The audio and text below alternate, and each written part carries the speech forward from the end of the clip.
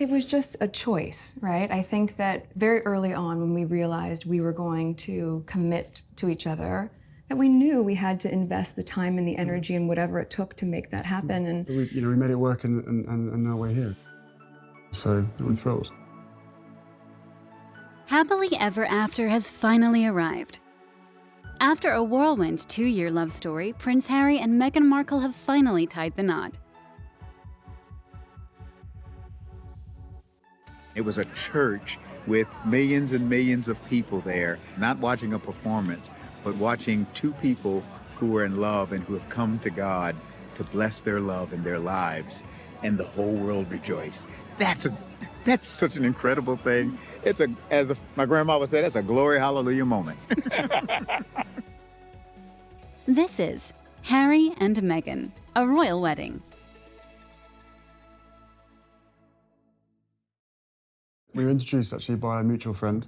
It was through her, and then we met once and then twice back to back, 2 dates in London last July. yes. Beginning of July. As a royal engagement, this has been relatively brief, but you have to think about it. Only 100 years ago, royal marriages were often arranged. You know, a foreign princess would be plucked out of Europe to marry the king, the one who was roughly the right age, the one who was roughly the right sort of type. And of course now we've let people choose the love of their lives like everybody else does. Harry saw Meghan's photograph on Violet von Westenfeld's Instagram account because Violet does PR for Ralph Lauren, and Meghan was in this country, in England, doing some PR for Suits, and she was wearing Ralph Lauren. He saw the photograph and thought, wow, she's hot. And Violet said, well, you know, would you like to meet her? She's over here. Of course Meghan knew she was going on a blind date, but I mean, that's all slight fluff, you know, that she hardly knew anything about Harry. We now subsequently discover that, you know, she'd watched the Diana's wedding. She was an avid fan of the royal family, so she knew exactly who she was going on a blind date with. So it wasn't really a blind date at all. You know, clearly they clicked on the first date, had another date, and then started this long-distance relationship. And the only thing about the relationship that may have meant it fell by the wayside was the distance involved. But clearly, you know, every opportunity they had, whether it be friends' marriages or just at the end of a royal tour, Harry would fly to Canada or she would fly over here to London. So they did well to keep that going, given they were both extremely busy people. That we knew we had to invest the time and the energy and whatever it took to make that happen. And so yes, with the filming schedule, it was not the easiest because it of course included a lot of travel back and forth, but... I don't think you've had any idea what time zone you've been on for the last year and a half. No. No. Coming over here 4 days or a week and then going back and then straight into filming the next day, 4 a.m. wake-up calls on a Monday, yes. Straight into set, you know. Right off the plane and straight to set, yeah, just coming I'm just back trying to stay as close as possible, but you know, on 2 different time zones and 5 hours apart does have its challenges. But but we made it work and now we're here, so I'm thrilled. Well, Harry had to go to Toronto for the Invictus Games, which is his big charity, and Toronto is Meghan's adopted hometown, so they met there, and he decided that it was a good moment, or his press people decided it was a good moment for them to be photographed together. And they were watching a tennis match, and she was wearing a sort of big shirt and ripped jeans, and she looked really cool. And 6 months ago, they announced they were engaged. Your Royal Highness Meghan Markle, congratulations to you both. Harry and Meghan gave an engagement interview in which he explained, well, actually, she did most of the explaining and she did most of the talking. And she said that Harry had gone down on one knee and she was just roasting a chicken in his cottage on the Kensington Palace complex, because they kind of couldn't go anywhere very much because they were followed by paps everywhere. So they stayed home a lot, and she loves cooking. And he went down on one knee and asked her to marry him, and she said yes. Just an amazing surprise. It was so sweet and natural and very romantic. He got on one knee. Of course. Was it an instant yes from you? Yes, as a matter of fact, I could barely let you finish proposing. I was like, can I say yes now? She didn't even let me finish. She said, can I say yes, can I yes now? And then there was hugs and I had the ring in my finger and I was like, can I give you the ring? And she goes, oh yes, the ring. I think it's a really interesting time for the royal family, and I think this marriage sort of cements a transition that's been happening for a while with the monarchy modernising and moving with the times. If you look back to, 30 years ago, even, divorce was such a taboo. It's no longer a taboo. Our next king and queen are both divorced. So the fact that Harry is now able to marry someone who's been divorced isn't an issue, is a great thing. She's mixed race. That would have been an issue probably years ago. It isn't anymore. It's great. It means that Harry's wife is going to be much more reflective of society in general than the sort of blue-blooded people who've married into the royal family previously. So I think it's a brilliant thing. But above all of that, they're clearly in love. So that's, all the other things are just a bonus in helping to show a much more modern, relevant monarchy.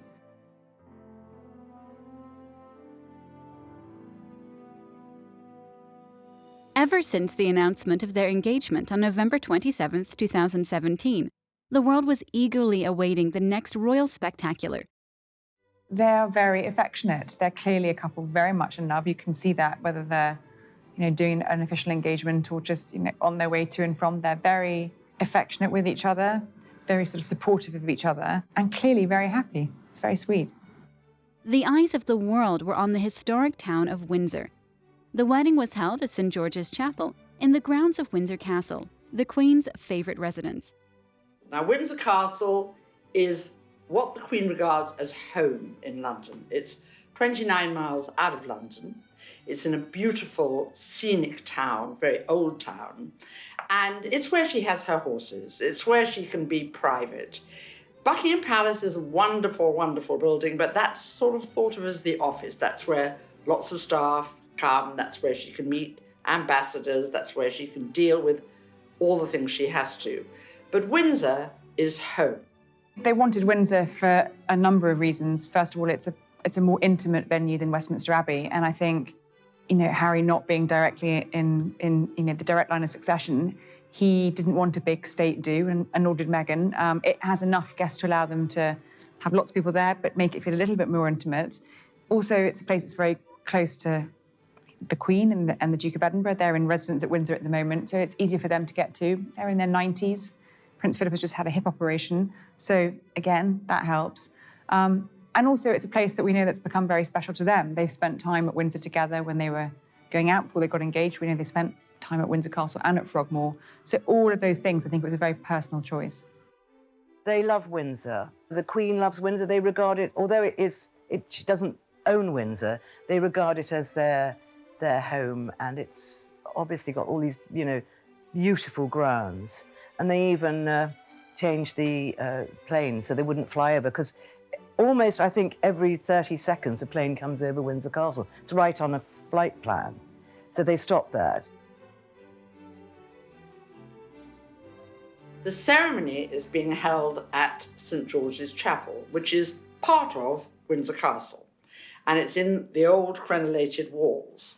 What's interesting about the chapel is it's beautiful. It's not huge. I think about 600 people can fit in, which is nothing like Westminster Abbey, which is 3 times the size. Built in 1475, this stunning 15th century Gothic chapel has seen many a royal wedding within its walls. Hundreds of hours of planning brought incredible beauty and elegance to a setting fit for a fairy tale. Arches of beautiful white peonies and roses, and it was all sourced from the Queen's gardens, the royal gardens.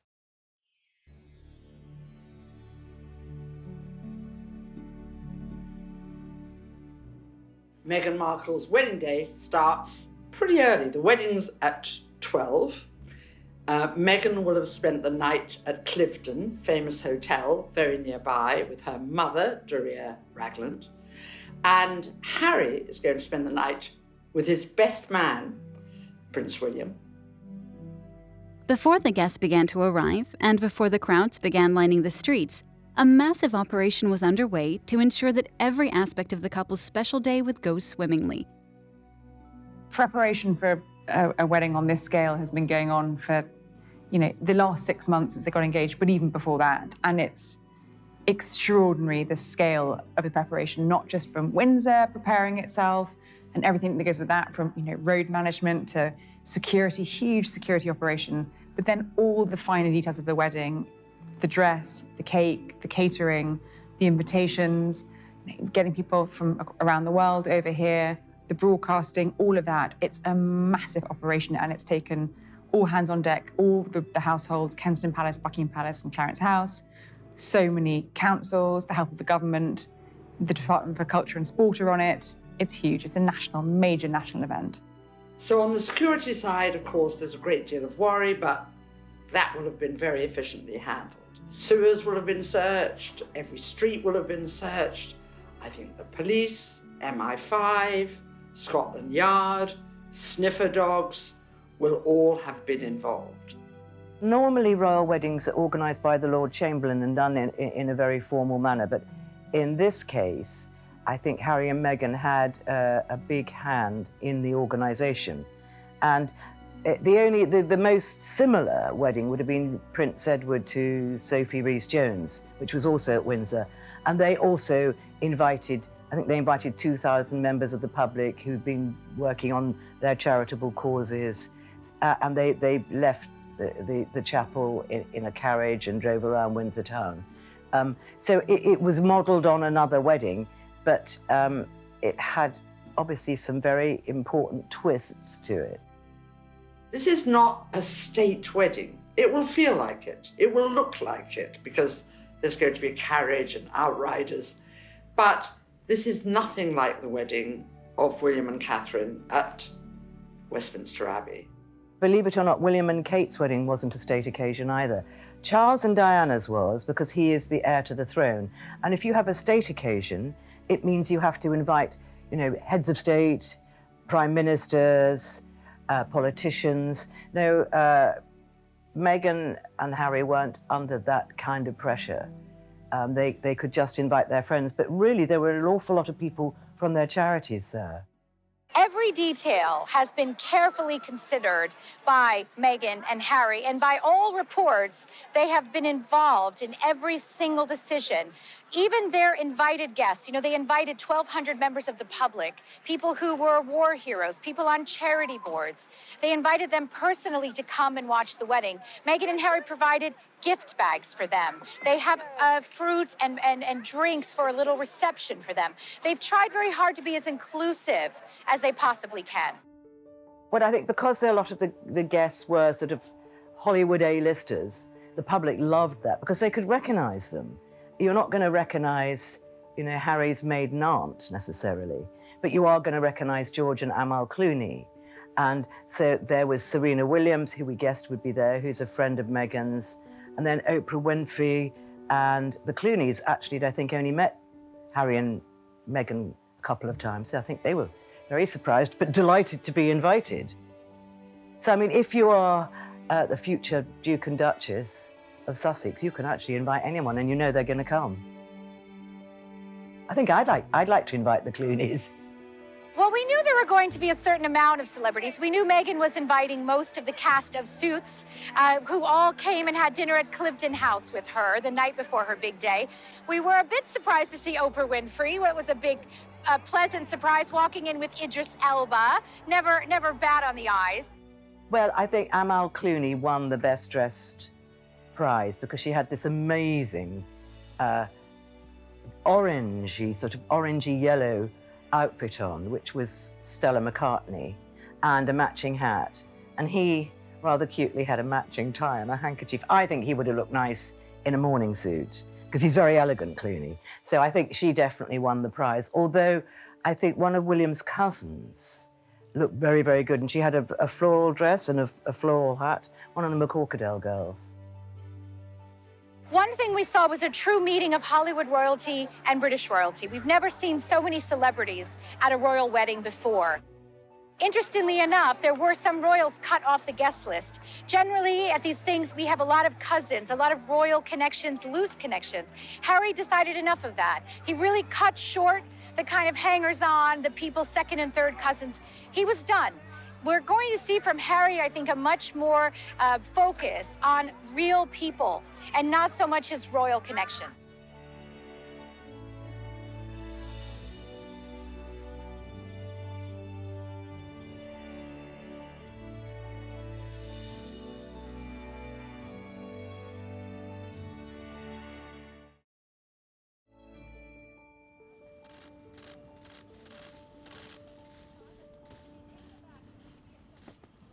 Meghan stayed with her mum, Doria Ragland. She stayed at Cliveden, which is a vast sort of luxury spa hotel, and very, very pretty place. And I think since they've been there, they've just been booked out forever.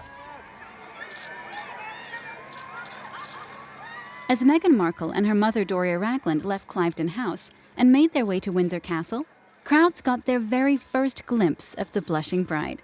A rapturous applause followed them as they made the drive down the long walk. In just over an hour, Meghan would pass along this road again, but by then she will be royalty. Well, there was great excitement when William and Harry arrived, and they walked down very sort of casually from the castle down to the chapel, and they were wearing their dress uniform.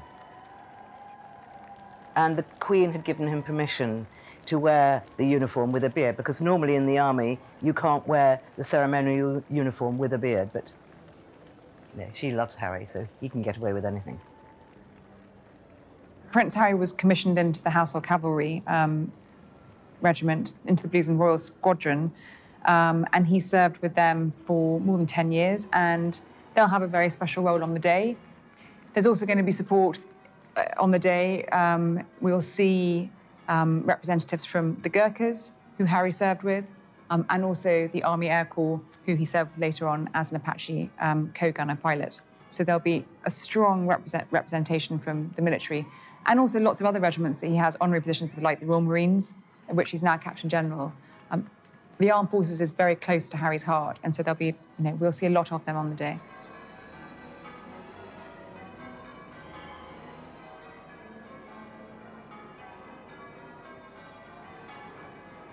Everyone loved Doria, and she looked wonderful because she still had her dreadlocks and her nose ring. So she was saying, "I'm not changing for anyone," but she looked very elegant in a sort of pistachio Oscar de la Renta coat and a little Stephen Jones hat. So the Queen wore this wonderful bright lime green dress and coat, which was by Stuart Parvin, who's one of her favoured designers. And the hat was made by Angela Kelly, who's her dresser come personal assistant, and set up her own clothing business within the palace so that the Queen can have her clothes made there. The Queen always wears bright colours so she can be seen, because she's tiny. She knows people have come to see her, so she has to stand out. And she's got this amazing skin, so she can get away with wearing these vivid colours. Prince Philip had obviously made a decision that whatever happened, he was going to walk down that aisle. Once Prince Philip makes up his mind, he's a Trojan, and he walked very upright, very steady, and there's no way he was ever going to go in a wheelchair. And he had literally only just recovered from a hip operation, and I think he'd also had a broken rib. So he wasn't in the greatest of shape, but you never would have known it. Meghan stuck with a very British tradition, which is to have small children as your bridesmaids or flower girls and page boys, rather than adult female bridesmaids, which is what Americans typically do. She followed the British way, and she had her family and friends' children. Of course, we saw Princess Charlotte and Prince George amongst the group. There was no bad behavior that I could see. They all seemed very much on their best behavior, shepherded very closely into the church by their respective mothers.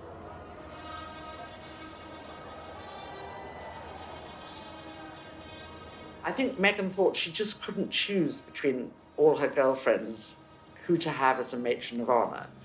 So she's got a very beautiful but very young gaggle of page boys and bridesmaids floating behind her, chief of which, of course, has got to be the future King of England, Prince George, and his sister, Princess Charlotte, William and Kate's children. They will not perhaps be two-faced, because they did this for Pippa Middleton, Catherine's sister, just a few months ago. But it's a big occasion. Also, there are a lot of godchildren. They're the Mulroney godchildren. Meghan is very friendly with Jessica Mulroney. And then there's a family called Litt. They live in California. And I gather that Meghan's always called them her other family. She's been very close to them. So there's their 2 children who are going to walk down the aisle. Harry is a godfather to a little Warren child. Now, John Warren is the Queen's horse trainer. He trains all her race horses, so she's very close to him. And his wife, Lady Caroline, is the daughter of the Earl of Carnarvon, who used to train the Queen's racehorses, who she was very close to. So there's that connection. Then there's Mark Dwyer's son. Mark Dwyer has been a mentor and an advisor and a helper to Harry for a long, long time. And his little boy is also going to be following behind the bride.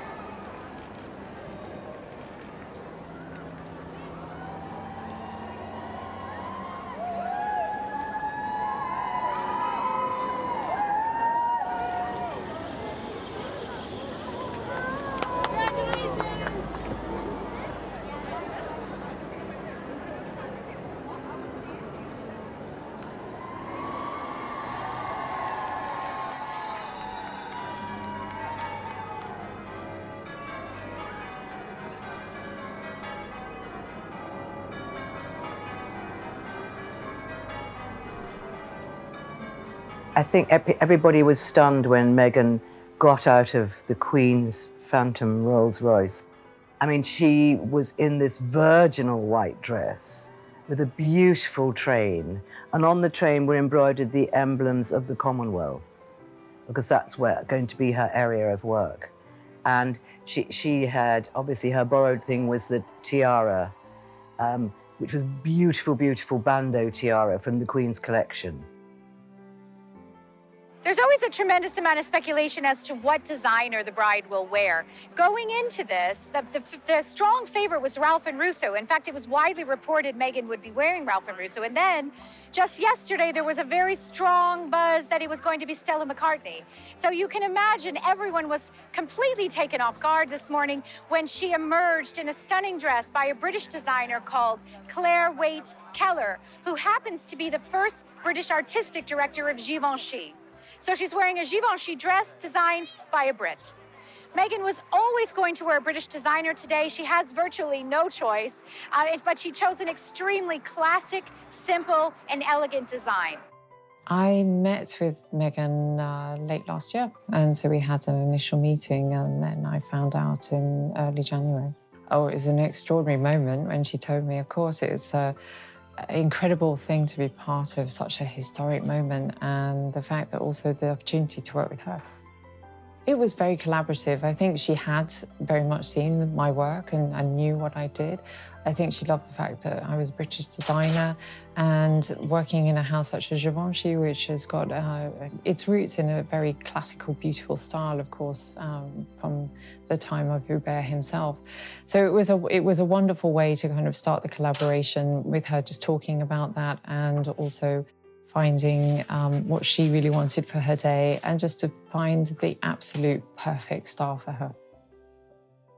It's a process to actually work on a dress such as this, and part of it was really conversations at the beginning, and then through a series of sketches that I proposed to her, and we exchanged conversations about what would be the ultimate sort of lines and proportions and the scale of the dress. But over time, we quickly got to a point where I know she felt really that she knew exactly what she wanted, having tried some toiles and some of the mock-ups that I had shown her, and then it evolved into the final design. Oh, she's exactly what you see on TV. She's just so genuine and warm and radiant. She's just glowing, and she's a strong woman. She knows what she wants, and it was really an absolute joy working with her. And I came up with the idea of maybe representing each of the countries, the 53 countries of the Commonwealth, through their flora and fauna. And we both love the story of that. And it also meant that every single one of those countries also journeyed up the aisle with her, which I thought was a really poetic moment.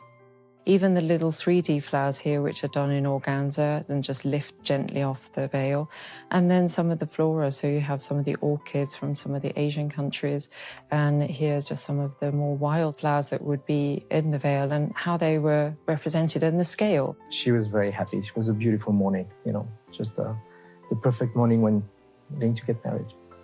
It's pretty amazing. It's really hard to describe. I think it's going to hit me a little more tomorrow when I get home, but it's surreal.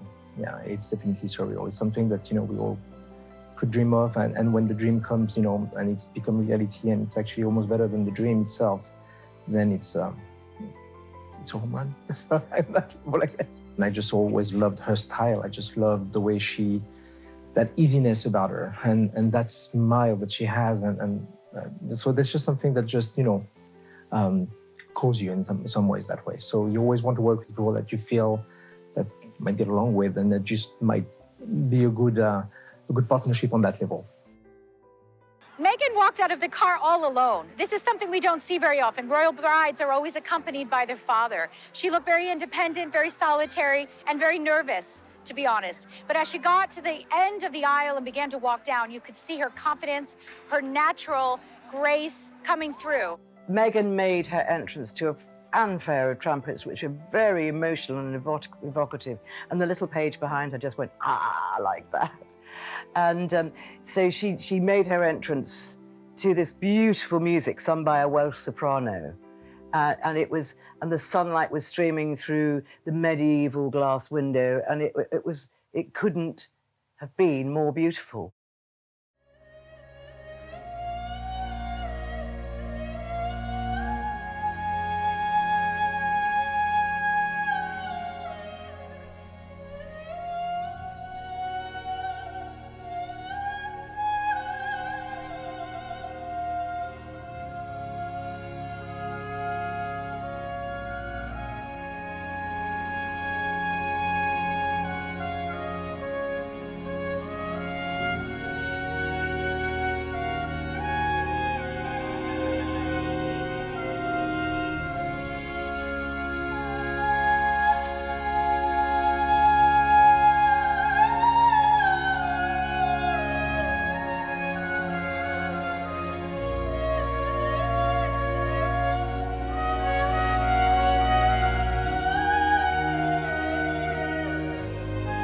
A little less than halfway down the aisle, there's a beautiful screen which was decorated with roses and peonies, and Prince Charles took her hand there and escorted her to the high altar to Harry, and he said, "Thanks, Papa."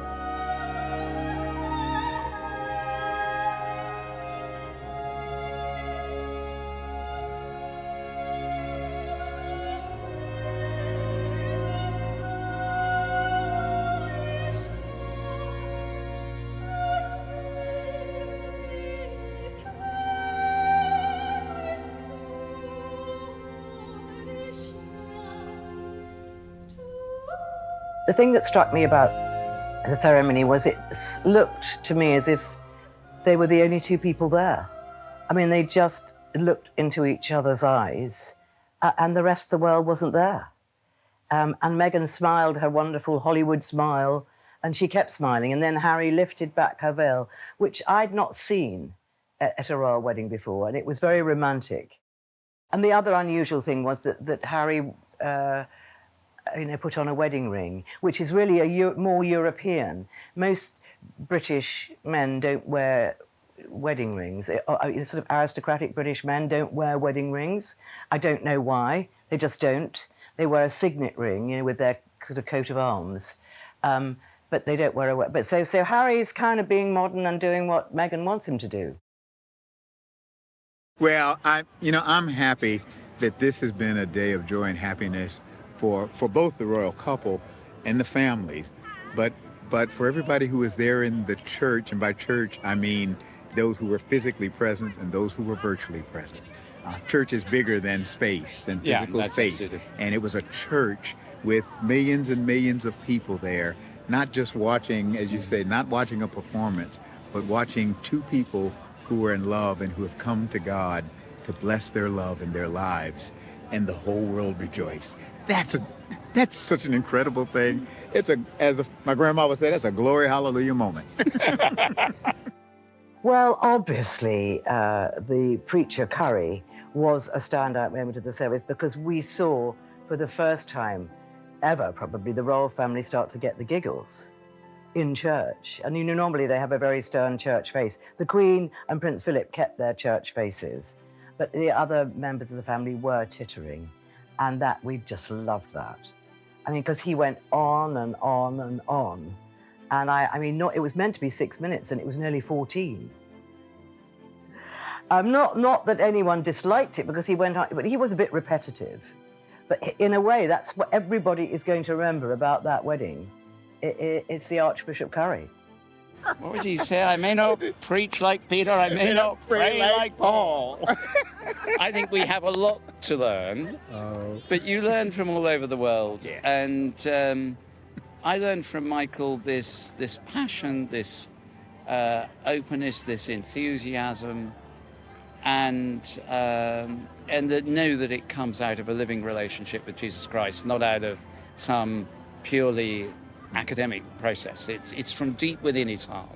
And I praise God for the fact that because of what Christ does, we are brought together, we belong to the same church, we're brothers in Christ. His message was that of love, and he kept repeating this. And he opened with the words of Martin Luther King, and then he said, this is all about love. Marriage is all about love. Bringing these two people together is all about love. Well, he could have said the whole thing in 10 minutes. Well, no, in 6 minutes, the 6 minutes he was allotted. But I think he just got into it, and it really was wonderful. Come on. Let's have an honest answer. It was planned, and I thought it was going to be 6 minutes. It was a little longer than that because there were pauses in there. Okay. Forgive me later. I'll get it. One of your colleagues said 13 minutes, 10 seconds. Is that 13 minutes? Oh, you had to time it, didn't you? He said 12. I said, I don't know how long it was. And the Archbishop said, it was 12 minutes. I was being kind. When Meghan and Harry were pronounced man and wife, there was an uproarious cheer from outside that they could hear themselves, and they brought huge grins to both of their faces. Meghan and Harry very much felt the support of the great British public throughout the day because they could hear them very close, just outside the castle walls. And it was wonderful to see them react to what they could hear were cheers of joy and support. When Meghan and Harry emerged from the church, we had a beautiful shot of them framed by gorgeous bouquets of flowers, and then, of course, a very touching and romantic kiss, which we knew was coming, but it was nonetheless romantic and spontaneous when it happened.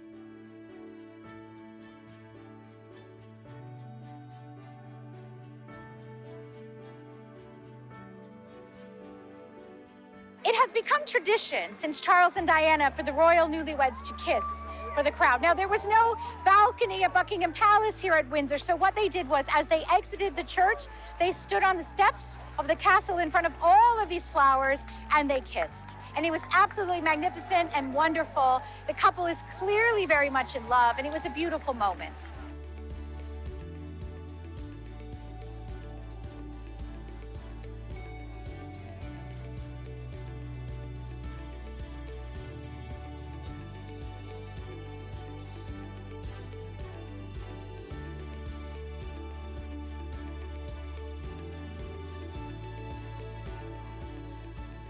After Meghan and Harry exited the church, the royals stood behind them, several steps in a line. It was a way to show respect to the new couple, and it was a beautiful, beautiful family image.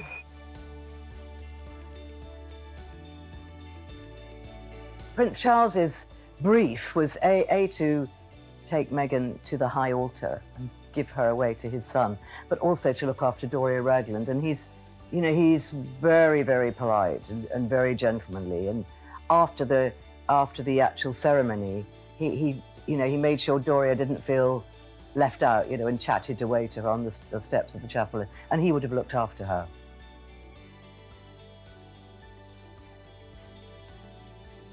Poor Kate Middleton had about 25 days in total following the birth of Prince Louis before she had to show up and look beautiful at her new sister-in-law's wedding. This is something that all of us new mothers would have looked on with some dread. However, Kate Middleton, as usual, looked immaculate. She was wearing a primrose yellow Alexander McQueen coat dress. Now, of course, Alexander McQueen is who designed Kate's own wedding dress. So I think it was a nod and a throwback to that very special day for her as well.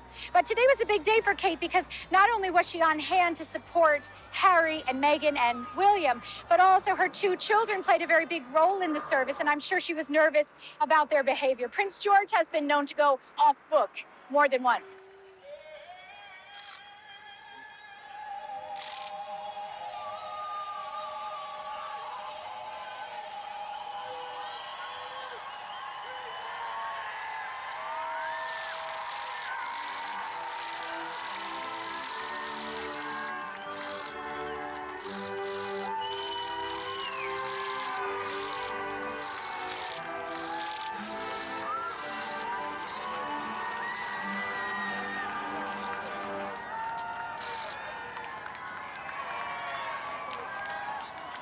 Well, I think the carriage procession it really was a fairy tale. Here's this girl, actress from LA, and suddenly she's in a beautiful carriage with a prince by her side. I mean, it is a fairy tale. And the excitement of the crowd was really stimulating and catching, and everyone was cheering and screaming. They were screaming, "Harry, Harry."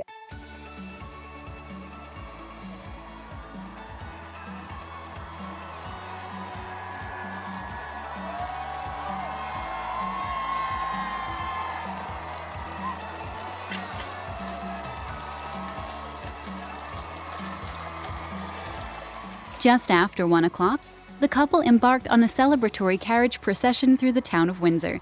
The streets were lined with thousands upon thousands of cheering well-wishers. It was a grand, regal display, and the newlyweds looked over the moon at their reception. When Meghan and Harry took their very first carriage ride as husband and wife, they chose the Ascot carriage. Now, of all the carriages in the Queen's Mews, the Ascot carriage is the highest off the ground. They very intentionally chose this so that the most people could see them as a couple. Of course, it's an open carriage, very high up, and they were able to be easily viewed by all the many people who had waited hours and hours and days to get a look at this very happy new couple. I think preparing to be a princess must be quite an interesting thing to do, and I rather wish I'd done it. She will have been taught now, and she will know now about who precedes her and who she has to curtsy to, because the royals are quite sticklers for that, because that sets them apart from everyone else. I think that she will understand that, and I think does naturally understand, that you make everyone welcome, you make everyone feel happy they're there. And there will be men who've fought in Afghanistan with Harry there, who would never have dreamt in their lives that they would ever go to a royal wedding. So I think what they both are is very good at making people feel comfortable. Of course, she will have had to, I hope, practice sitting in one of those coaches. Her Majesty recently talked about how they're not all very comfortable. I mean, many of these coaches were made well over 100 years ago. Some of them have been fixed with sort of bumpers so you don't roll around too much. And also think how hard it's going to be, whatever the dress and whatever the veil, to climb up these narrow little steps and sit yourself down in the carriage and be comfortable. So I guess they'll have practiced that. I guess she'll have practiced her speech and ask for advice, possibly not from my husband, but from someone who's outside the family. I think that all the lessons she's probably been having in the last few months, getting to know the palace, getting to know the staff at the palace, getting to know the staff that work for Harry in particular, and those for Harry and William, and now they will separate. I hear they're going to have a large flat in Kensington Palace, as the Duke and Duchess of Cambridge have. So they've been living in this tiny cottage. They're now going to have their own staff. They do have some already to handle their own arrangements, handle visits. And of course, they're not going on honeymoon. I should think they'll have 2 or 3 days to themselves, but there's a royal garden party in Buckingham Palace, and apparently Meghan has said she wants to go and Harry wants to go. And I think they'll probably drift off somewhere very romantic that means somewhere to them, Botswana or Africa or Australia, sometime in August when everybody else is away.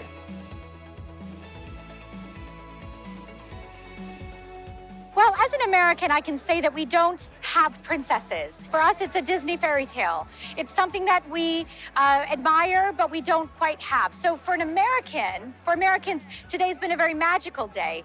There are as many Americans here nearly as there are Brits. Certainly in terms of television reporters, we've seen 300 people alone from NBC in America have come out to cover this wedding because Americans feel like we finally got our own princess. And not only that, the fact that she's biracial has been tremendously powerful for young girls who have yet to see a princess that looks like them. This has been an amazing day from that perspective.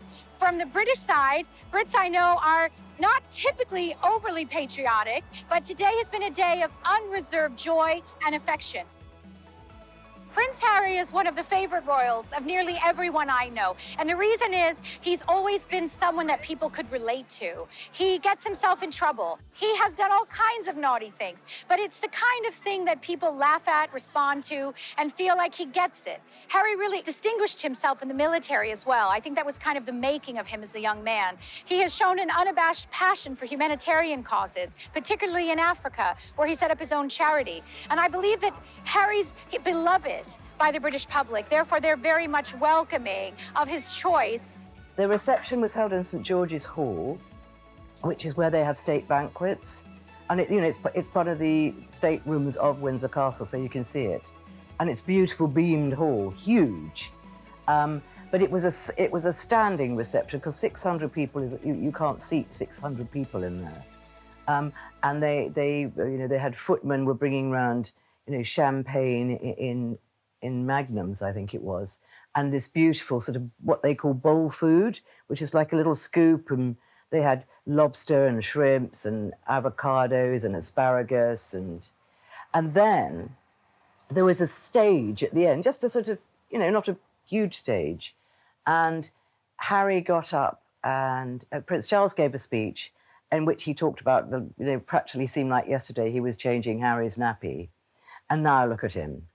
It was slightly embarrassing, but not too bad. And then Harry got up and he thanked everybody. And in My Wonderful Wife, and every time he said my wife, everybody cheered. And then he said, does anyone play the piano? And then Elton John got up, and there's a big, huge Steinway there.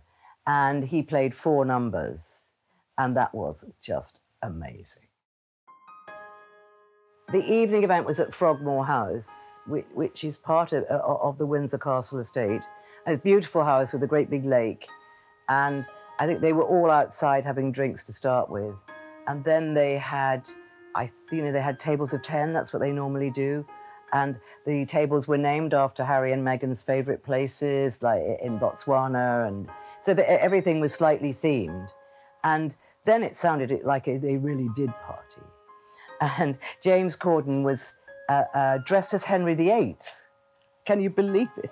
And he acted as a sort of unofficial compere, and somebody else was a DJ, and they had a lot of 60s soul music, and then it got really, like sort of hip-hop later. Well, I think for me, the standout moments were the first glimpse of Meghan's dress, seeing her standing on the kind of the entrance of the chapel, waiting to go in, looking magnificent. The train, Meghan's beautiful train, and also the very touching sight of Meghan's mother sitting by herself, holding back the tears, not quite so successfully.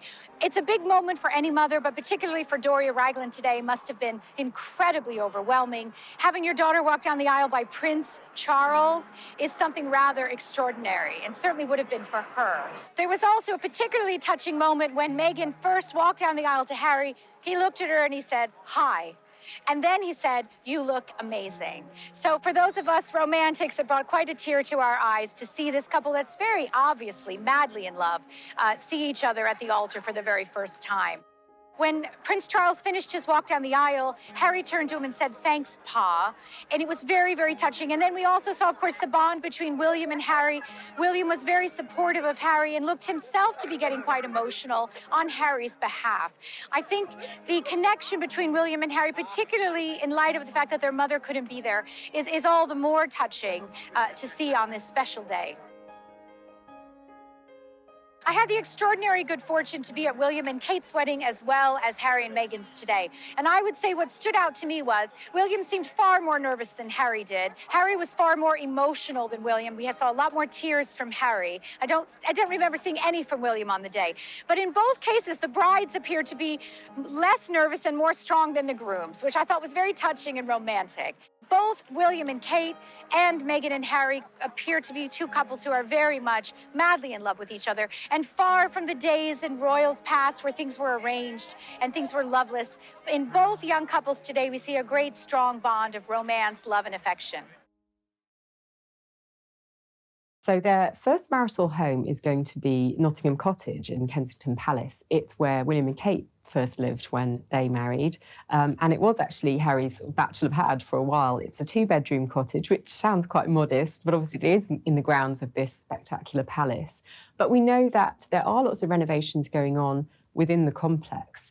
And the apartment next door to William and Kate is actually being tipped as their future home. It's a 21-room apartment, currently houses the Duke and Duchess of Gloucester. But we know renovations are taking place, and I would be quite surprised if at some point they don't move into a bigger place. They're going to need the room, I think.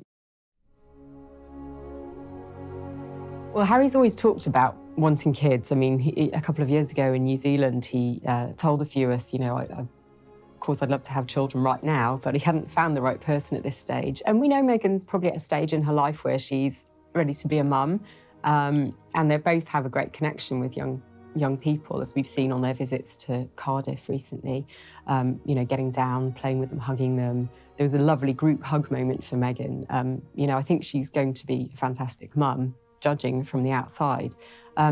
They've said, you know, watch this space. I would not expect them to take too long before starting a family. Harry loves kids, and he's brilliant with them because he's a bit of a kid himself. He loves kids, loves animals, loves playing silly games with them. I mean, that's Harry. Harry is Harry, you know, he's such a free spirit. I think he will be longing to have a family. But I feel that he is so in love with Meghan that she can really help him. I think he when he came out of the army, he was quite lonely because, you know, William and Kate were there, but you know, they were all sort of happy families. And I think Harry was desperate to get married. And he wears his heart on his sleeve. He's a very emotional person. And I think that they are a very good match because I think Meghan's a bit tougher than Harry. And I think she will, you know, there will be a very good team together. But we always say that. You have to be careful because we said it about Fergie and Andrew. We said it about Edward and Sophie. We said it about Charles and Diana. So it doesn't always work. The first thing they did was they attended a royal garden party, and that was because it was in aid of Prince Charles's 70th birthday, which is coming up in November. Then they went on their mini honeymoon, and when they came back, they attended Trooping the Colour, which was obviously, Harry was very anxious for Meghan to see the British military at its very, very best. And then the Queen took Meghan to Chester for what they call an away day, which is when they do 3 or 4 engagements in a day. And she did this with Kate. And she probably wishes she'd done it with Diana and Fergie, because it's a way of showing Meghan the royal ropes from the number one person. And then, obviously, then they've all been at Royal Ascot, which is another glorious English institution. And Harry wants Meghan, you know, to see sort of the English social season. Together, as I said, there's a hell of a lot of stuff and work that needs doing. At the moment, for us, it's going to be making sure that our relationship is always put first. But no, look, both of us have passions for wanting to make change for good, and you know, with lots of young people running around the Commonwealth, that's where we're going to spend most of our time, hopefully. And it was really one of the first things we connected on. It was one of the first things we started talking about when we met, was just the different things that we wanted to do in the world and how passionate we were about seeing change. I think that was, that's what got date 2 in the books, probably. Plenty to talk about. What is interesting about Harry and Meghan is she is an activist. She's been an activist before she met him. She spoke about feminism and gender equality in the United Nations. She cares about LGBT causes. She cares about Africa. She went to Africa to help get water to somewhere.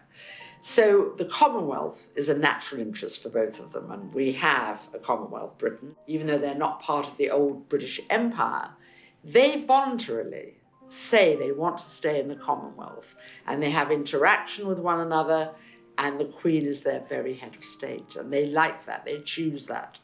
So they have both said that they want to help with the Commonwealth. Harry went on a fantastically successful trip to Jamaica before he met Meghan. And I think that would play into the fact that she is of mixed race, as so much of the Commonwealth is. And also, they want to change the world, these two. And I think having youth, having vigor, having excitement behind them, they will be in a very good position to change and help make the world a better place. I think the new royals are sending a very clear message by the fact that they're not going on honeymoon, they're not jetting off to Mustique, they're going straight to work, back to kind of humanitarian interests that really joined them together in the first place. You know, Meghan and Harry have said from the beginning, in addition to the obvious mutual attraction, what united them was a common interest and passion for doing good. And the fact that as a couple, they're not even jetting off to the Maldives like William and Kate or anybody else. They're going straight to work, back out there, trying to help people. This is going to set the tone, I think, of their entire relationship. We've seen Harry and Meghan out and about doing lots of engagements together for certain charities. Street Games is one, community-based sports project for young people that Harry's been very involved with, that Meghan has thrown her support behind. Also, we've seen them out and about at engagements that look at female empowerment and gender equality, which is something that Meghan's very keen on. We know when she gets married, she will join the Royal Foundation of the Duke and Duchess of Cambridge and Prince Harry. She will become the 4th patron of that. And then together we'll see them, you know, doing a lot more engagements together around those core issues that that foundation supports, which is conservation, supporting young people and the armed forces. After they get married, we're also going to see them embark on a lot of overseas travel. We know that just last month, the Queen made Harry a Commonwealth Youth Ambassador. And that means he's going to be doing a lot of work to support young people across the Commonwealth and also in the UK. So we know that in October, they'll be in Australia for the Invictus Games. That tour will almost certainly be widened out to possibly New Zealand, maybe some South Pacific islands too in the Commonwealth.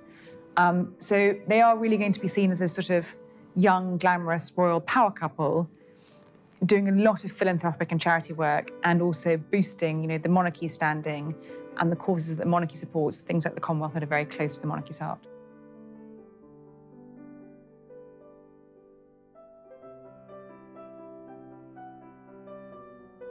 What do you think your mother would have thought of Meghan or said about Meghan? Oh, they'd be thick as thieves.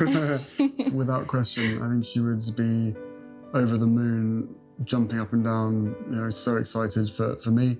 But then, as I said, would have probably been best friends with Meghan. So no, it is days like today when I really miss having her around and miss being able to share the happy news. But you know, with the ring and with everything else that's going on, I'm sure she's with us. I'm sure she's with us. Yeah, you know, jumping up and down somewhere else.